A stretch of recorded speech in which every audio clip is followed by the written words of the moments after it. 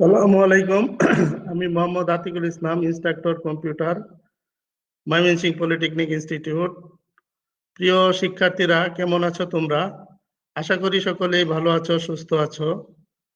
সারা বিশ্ব জুড়ে corona virus মহামারী আকারে ছড়িয়ে পড়েছে, বন্ধ হয়ে গেছে সকল শিক্ষা প্রতিষ্ঠান।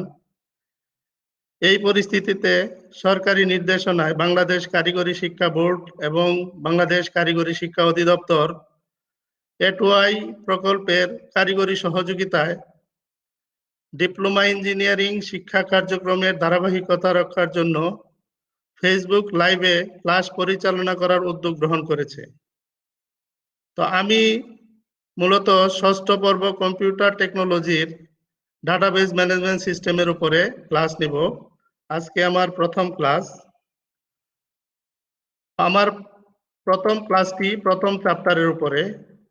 যে সকল টপিকসগুলো নিয়ে আজকে আলোচনা হবে তা হলো ডাটাবেজ, ডাটাবেজ ম্যানেজমেন্ট সিস্টেম এবং purpose of database management system, অর্থাৎ ডাটাবেজ ম্যানেজমেন্ট সিস্টেমের উদ্দেশ্য। তো এই সেশন শেষে আশা করি শিক্ষার্থীরা এই তিনটি টপিকসের উপরে পরিষ্কার ধারণা লাভ করবে।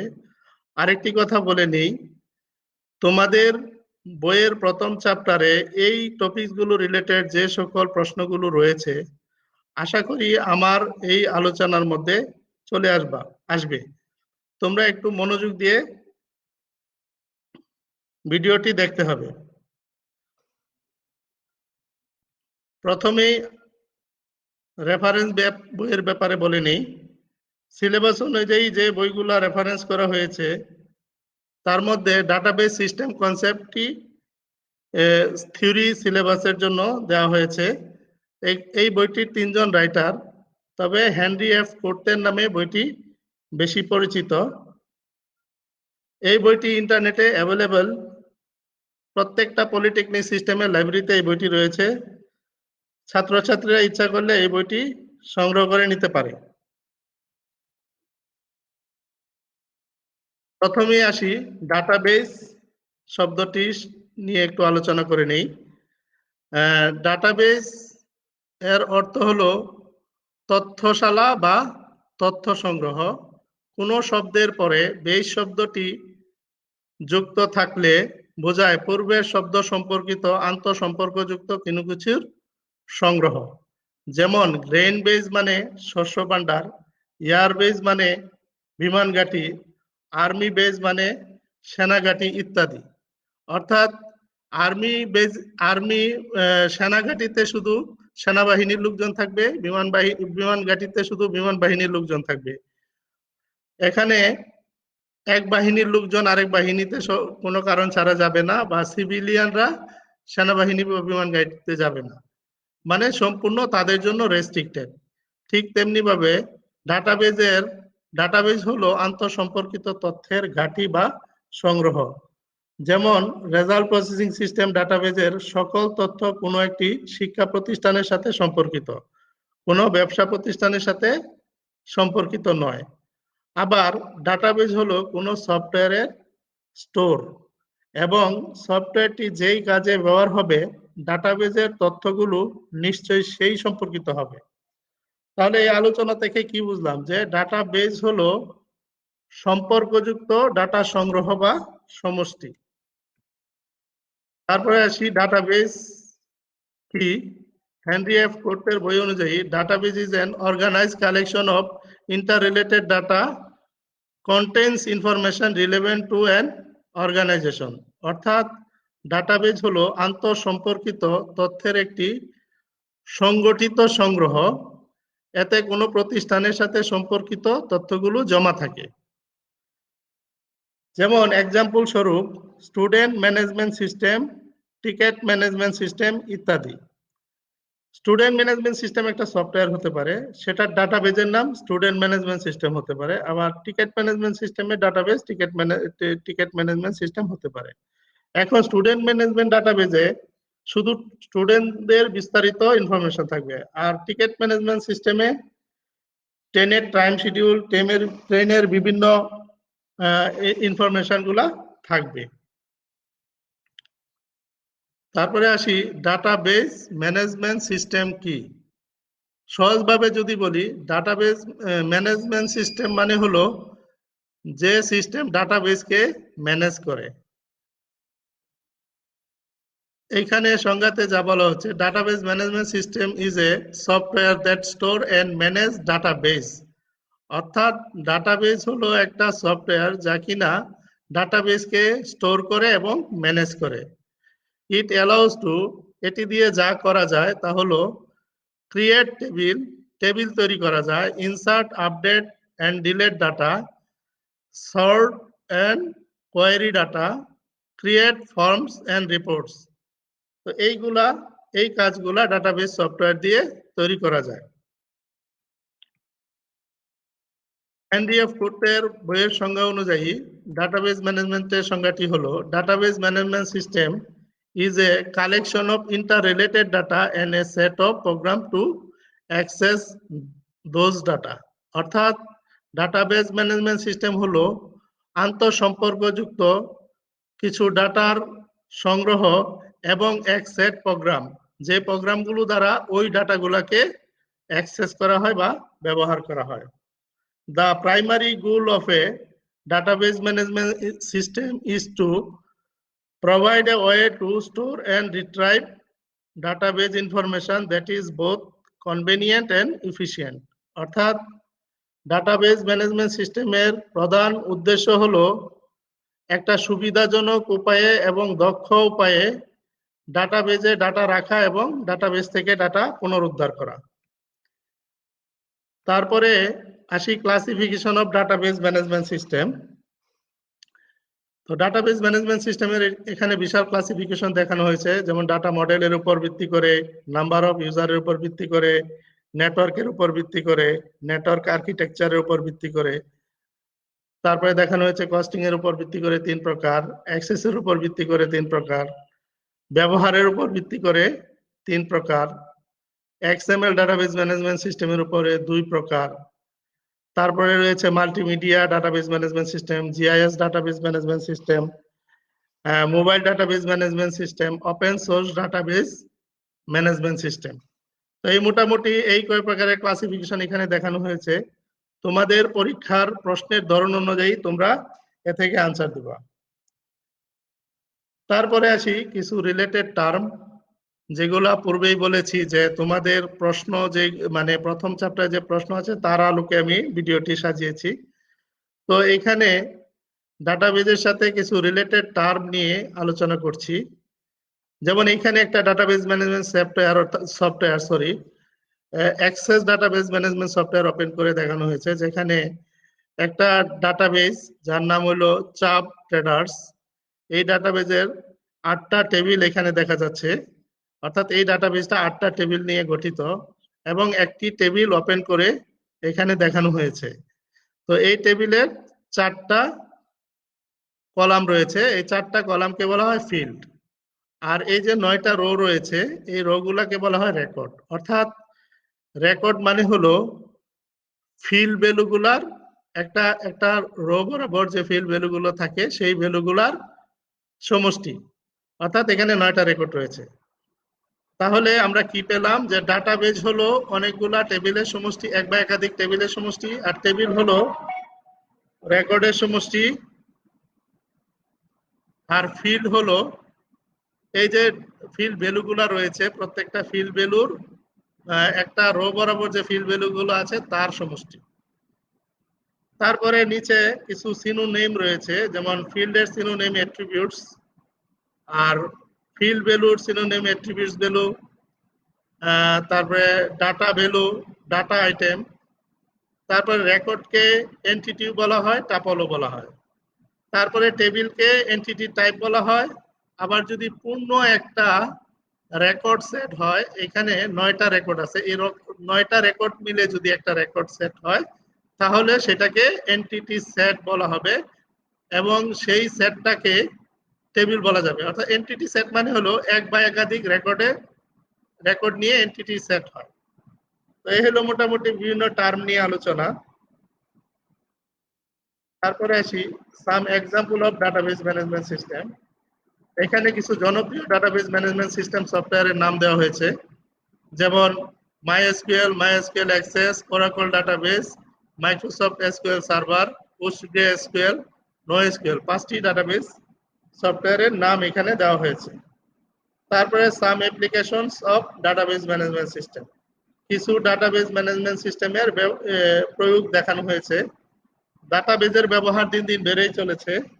তো এখানে ব্যবসা প্রতিষ্ঠানের ইনফরমেশন রাখার জন্য ডাটাবেস ম্যানেজমেন্ট সফটওয়্যার ব্যবহার করা হয়, বিশেষ করে সেলসে, অ্যাকাউন্টিংয়ে, হিউম্যান রিসোর্সে, ম্যানুফ্যাকচারিংয়ে, অনলাইন রিটেলারে ইত্যাদিতে।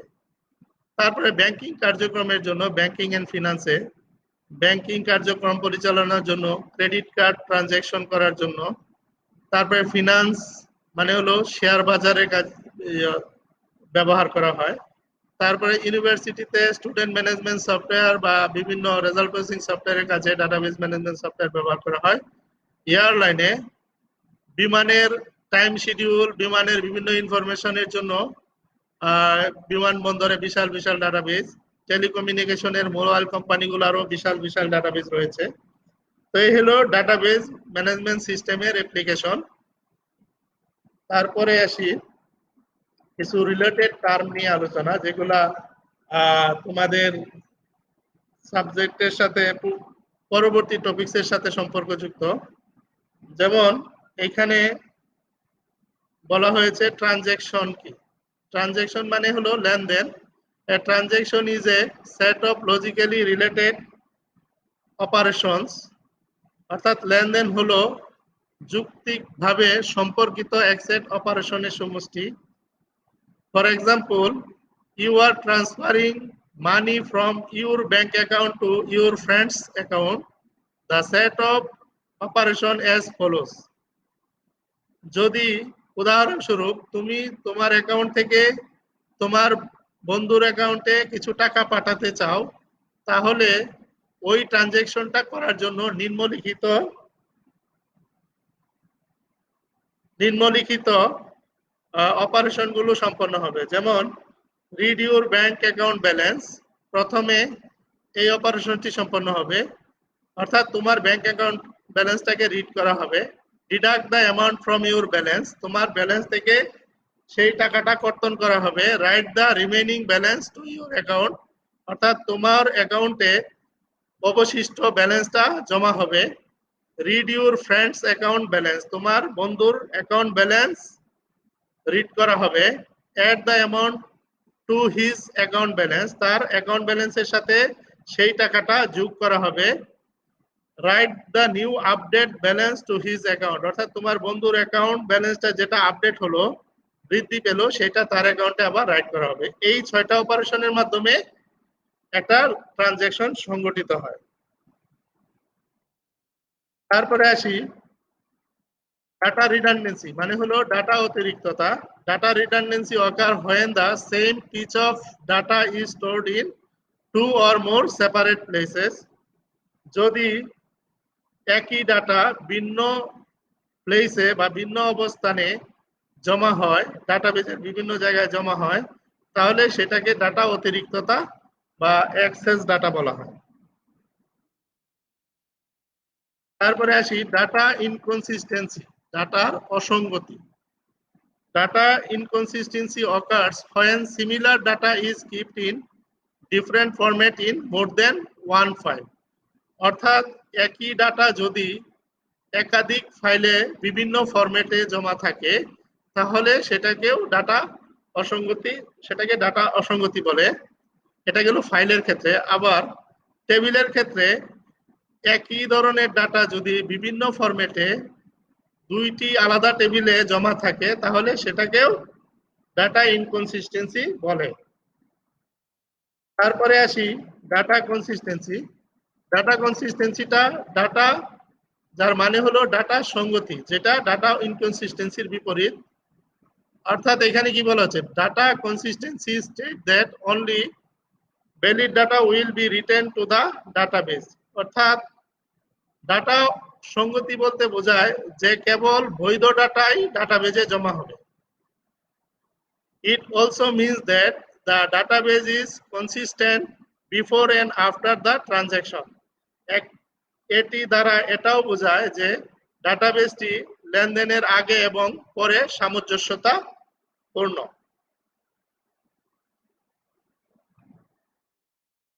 তারপরে আসি কনস্ট্রেন্ট মানে হলো বাধ্যবাধকতা বা সীমাবদ্ধতা। Constraint is the rule enforce on the fields of A table, অর্থাৎ একটা টেবিলের উপরে যে নিয়মগুলা প্রয়োগ করা হয় তাদেরকেই কনস্ট্রেন্টস বা বাধ্যবাধকতা বলা হয়।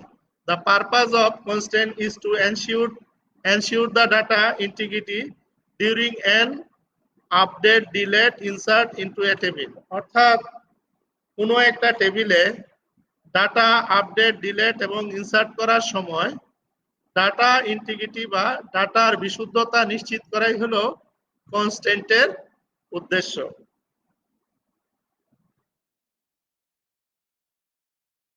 তারপরে আসি অ্যাটমিসিটি।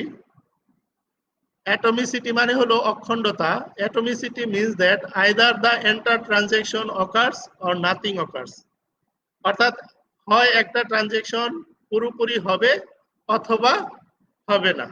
Transaction does not occur partially, অর্থাৎ কোনো ট্রানজ্যাকশনই আংশিকভাবে হতে পারবে না। যদি আংশিকভাবে হয় ডাটাবেস ম্যানেজমেন্ট সেই সিস্টেম দ্বারা সেটাকে ডিসকার্ড বা ধ্বংস করে দেওয়া হবে।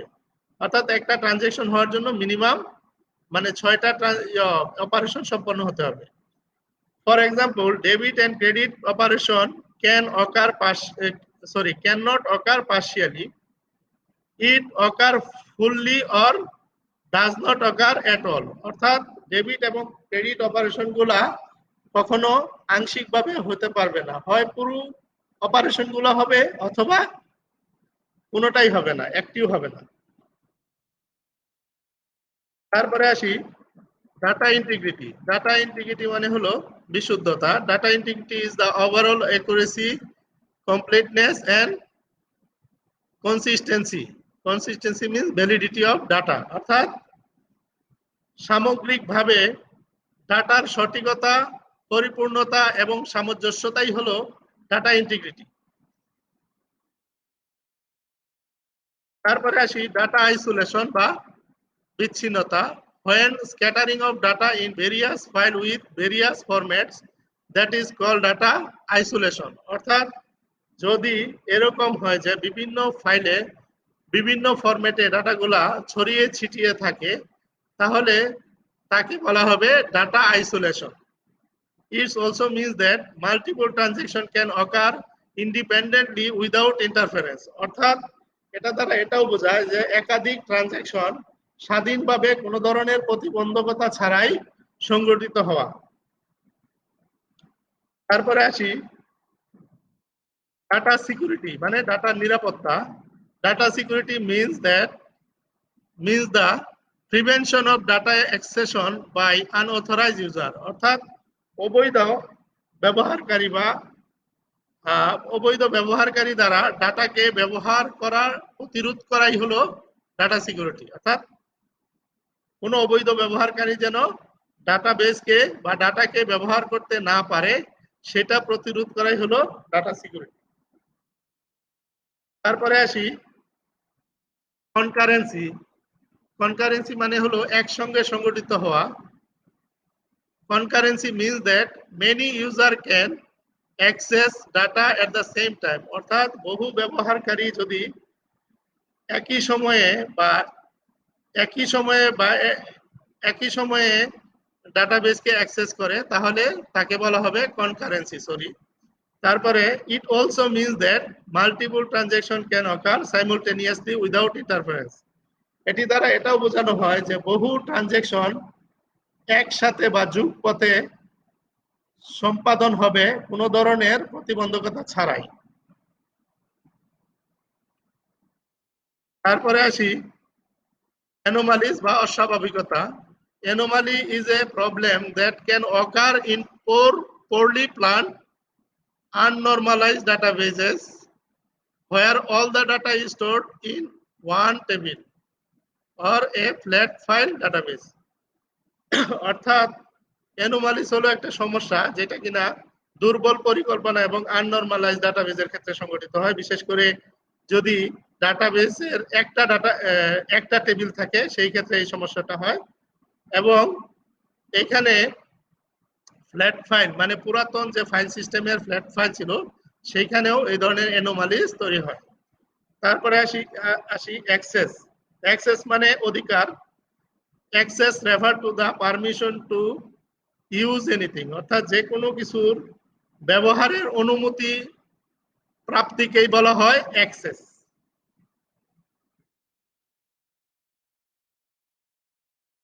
তারপরে আসি ট্রেডিশনাল ডাটাবেস সিস্টেম, অর্থাৎ পুরাতন ডাটাবেস সিস্টেমটা কি সেটা। A traditional database system is the electronic filing system, অর্থাৎ এটা একটা ইলেকট্রনিক ফাইলিং সিস্টেম যেটা কিনা organise by field record and file, অর্থাৎ যেটা ফিল্ড রেকর্ড এবং ফাইল নিয়ে গঠিত হয়। এখানে ফিল্ড বলতে কি বোঝাচ্ছে? Field is a single piece of information, মানে ফিল্ড হলো একটি একক তথ্য। এর record is a one complete set of field, record হলো ফিল্ডগুলির একটি পূর্ণ সেট। তারপরে file is a related collection of records, অর্থাৎ ফাইল হলো একটি সম্পর্কিত রেকর্ডের সংগ্রহ। এক্সাম্পল স্বরূপ এখানে দেওয়া হয়েছে টেলিফোন বুক, একটা ফাইলের উৎকৃষ্ট উদাহরণ যেখানে টেলিফোন নাম্বার এবং গ্রাহকের নাম থাকে। তারপরে আসি এতক্ষণ যেটা বললাম পুরাতন ফাইল সিস্টেম মানে অর্থাৎ পুরাতন ডাটাবেস সিস্টেম নিয়ে কথা বললাম। এখন আসি ফাইল প্রসেসিং সিস্টেমটা কি সেটা নিয়ে। A file processing system is a collection of programs that store and manage files in a computer hard disk, অর্থাৎ কম্পিউটারের হার্ড ডিস্কে ফাইলগুলোকে জমা করা এবং ম্যানেজ করার জন্য যে এক সেট প্রোগ্রাম তাদেরকে ফাইল প্রসেসিং সিস্টেম বলা হয়। আমি আরেকটু সহজ করে বলি, ফাইল প্রসেসিং সিস্টেম হলো এক সেট প্রোগ্রামের সমষ্টি যেই প্রোগ্রামগুলো দ্বারা কোনো একটা কম্পিউটারের হার্ড ডিস্কে ফাইলকে জমা করা হয় এবং তাকে বিভিন্নভাবে ম্যানেজ করা হয় বা ব্যবস্থাপনা করা হয়। এখানে একটি ফাইল প্রসেসিং সিস্টেমের চিত্র দেখানো হলো, যেখানে দেখা যাচ্ছে কি যে registration system, financial system, aid system, parole management system, অর্থাৎ এটা একটা ইউনিভার্সিটির ডাটাবেস ফাইল প্রসেসিং সিস্টেম নিয়ে কথা বলা হচ্ছে। যেখানে দেখা যাচ্ছে কি যে এগুলো হলো প্রোগ্রাম, প্রত্যেকটাই এইগুলাকে বোঝাচ্ছে প্রোগ্রাম, এবং এই প্রোগ্রামগুলোর আন্ডারে ফাইল, বিভিন্ন ফাইল, অর্থাৎ এই রেজিস্ট্রেশন সিস্টেমের জন্য আলাদা আলাদা ফাইল রয়েছে এবং তাদের করেসপন্ডিং প্রোগ্রাম রয়েছে যেগুলো দ্বারা এই ফাইলগুলোকে নিয়ন্ত্রণ করা হয়, ফাইলে ডাটা রাখা হয়, ডাটা রিট্রাইভ করা হয়। এইভাবে একটা ফাইল প্রসেসিং সিস্টেমে বিভিন্ন আলাদা আলাদা অ্যাপ্লিকেশন প্রোগ্রামের মাধ্যমে জিনিসগুলোকে নিয়ন্ত্রণ করা হয়, যেটা ভেরি কমপ্লেক্স একটা সিচুয়েশন। তারপরে আসি মূল আলোচনায়, purpose of database management system কি, অর্থাৎ ডাটাবেস ম্যানেজমেন্ট সিস্টেমের উদ্দেশ্য। Typical file processing system stores permanent record in various files and it needs different application programs to extract record from and add record to the appropriate files, অর্থাৎ traditional বা প্রচলিত file processing সিস্টেমে কি করা হতো, permanently record গুলাকে বিভিন্ন ফাইলে জমা করা হতো এবং যদি কোনো রেকর্ড পুনরুদ্ধার করার প্রয়োজন হতো অথবা যদি কোনো রেকর্ড নতুন করে যুক্ত করার প্রয়োজন হতো তাহলে আলাদাভাবে নতুন অ্যাপ্লিকেশন প্রোগ্রাম তৈরি করে তা করতে হতো এবং অ্যাপ্রোপ্রিয়েট ফাইলে তা করতে হতো। এখানে পরে বলা হচ্ছে কি যে before database management system were introduce, অর্থাৎ ডাটাবেস ম্যানেজমেন্ট সিস্টেমের প্রত্যাবর্তন বা আবির্ভাবের পূর্বে অর্গানাইজেশনগুলা এই ধরনের ফাইল প্রসেসিং সিস্টেম ব্যবহার করতো, যেখানে রেকর্ডগুলা পার্মানেন্টলি স্টোর করা থাকতো এবং যদি নতুন করে রেকর্ড রাখা দরকার হতো তাহলে নতুন করে প্রোগ্রাম লেখা লাগতো, আবার যদি রেকর্ড এক্সট্রাক্ট করা লাগতো তাও আবার নতুন করে রেকর্ড মানে প্রোগ্রাম লিখতে হতো। এইভাবে কাজগুলা করা হতো এবং তখনকার সময় ব্যবসা প্রতিষ্ঠানগুলা এই ধরনের ফাইল প্রসেসিং সিস্টেম ব্যবহার করত। তারপরে keeping organizational information in a file processing system has several major disadvantages। অর্থাৎ এইভাবে ফাইল প্রসেসিং সিস্টেমের মাধ্যমে অর্গানাইজেশনগুলা মানে ব্যবসা প্রতিষ্ঠানগুলা তাদের তথ্যগুলা সংরক্ষণের কারণে বিভিন্ন ধরনের সমস্যায় পড়তো, তা বড় ধরনের সমস্যায় পড়তো। তা নিম্নরূপ, যেমন এখানে প্রথমেই বলা হয়েছে ডাটা রিডান্ডেন্সি তৈরি হইতো এবং ডাটা ইনকনসিস্টেন্সি বা অসামঞ্জস্য তৈরি হইতো। তারপরে ডিফিকাল্টিজ ইন অ্যাক্সেসিং ডাটা, যদি অ্যাপ্রোপ্রিয়েট ফাইলে অ্যাপ্রোপ্রিয়েট প্রোগ্রাম না লেখা হতো তাহলে সেই ডাটাকে অ্যাক্সেস করা যাইতো না। ডাটা আইসোলেশন, অর্থাৎ ডাটাগুলা বিচ্ছিন্নভাবে ছড়ায় ছিটায় বিভিন্ন ফাইলে থাকতো। ইন্টিগ্রিটি প্রবলেম ছিল, অর্থাৎ ডাটা বিশুদ্ধতায় সমস্যা ছিল। তারপরে অ্যাটমিসিটি প্রবলেম, ডাটা অ্যাটমিসিটি প্রবলেম ছিল, অর্থাৎ এই ডাটা অখণ্ডতায় সমস্যা ছিল এবং কোনো একটা ট্রানজ্যাকশন প্রায়শই সম্পন্ন না হওয়ারই সম্ভাবনা বেশি ছিল। কনকারেন্ট অ্যাক্সেস অ্যানোমালিজ, একসাথে বহু ব্যবহারকারী ডাটা অ্যাক্সেস করার ক্ষেত্রে অনেক অ্যানোমালিজ তৈরি হতো। সিকিউরিটি প্রবলেম ছিল, দেখা গেল যে ইউনিভার্সিটির ডাটাবেস ক্লার্ক শুধু ছাত্রদের ডাটা দেখতে চাচ্ছে, কিন্তু দেখা গেল যে ডাটা ওপেন থাকার কারণে সে টোটাল ডাটাই দেখে ফেলছে, এরকম অবস্থা ছিল। তো this difficulties promoted the development of database management system, অর্থাৎ এই সমস্যাগুলোই ডাটাবেস ম্যানেজমেন্ট সিস্টেম উন্নয়নের জন্য উৎসাহিত করেছিল। অর্থাৎ তখনকার সময় এই সমস্যাগুলা থেকে উত্তরণের জন্যই মূলত ডাটাবেস ম্যানেজমেন্ট সিস্টেম আবির্ভাব হয়। এটি ছিল ডাটাবেস ম্যানেজমেন্ট সিস্টেমের মূল উদ্দেশ্য।